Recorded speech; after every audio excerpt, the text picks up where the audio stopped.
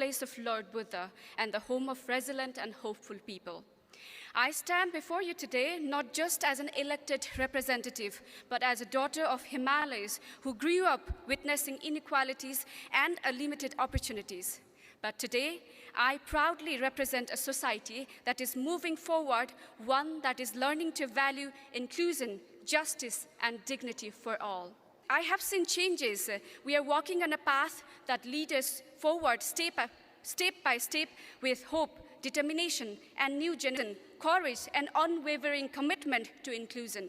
Our sacred duty is to turn the voice of the people into the policy and pain of the people into protection. In Nepal, we are working to institutionalize justice by implementing our own constitution, which we believe is a progressive and inclusive charter of hope.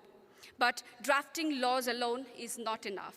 We must build a political culture grounded in empathy, accountability, and inclusion that truly reflects the need of aspirations of the people.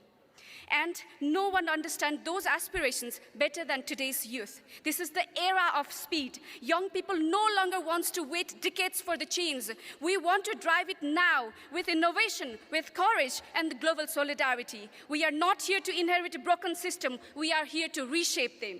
And the urgency, we feel it not just about development, it's about peace too.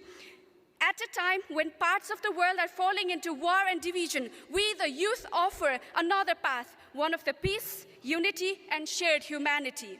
If young people are empowered to lead, even the war can become a history, because we believe in the building a future, not destroying it. We want to protect this planet, not just for ourselves, but for our generations to come. Let us lead for peace, for people, and for the planet. So I urge this assembly to let us bring more people into politics, into parliament, into decision-making positions.